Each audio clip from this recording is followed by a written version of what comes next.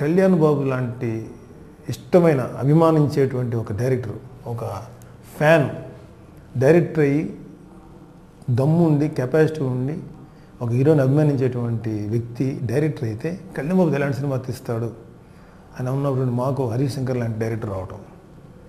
అలాగే సరే కళ్యాణ్ బాబు గురించి చెప్పుకోవాల్సిందే ఉంది. ఒక టైప్ ఆఫ్ ఏమంటారు వెంజిన్స్తో ఉండేటువంటి యాక్టర్ వాడు. ఎప్పుడు మంచి క్యారెక్టర్ దొరికిందా దాన్ని అంతు చేసేటువంటి మైండ్ సెట్ ఉన్నాడు.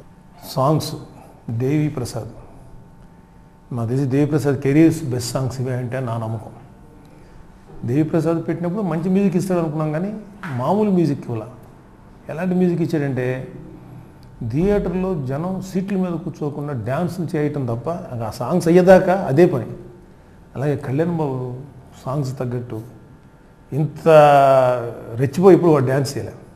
తను చేసే సాంగ్స్ ఇంకా comedy what not, Ram Lakshman fights, backgrounds, Harish Shankar taking అనేది ఇంకా అసలు అద్భుతం.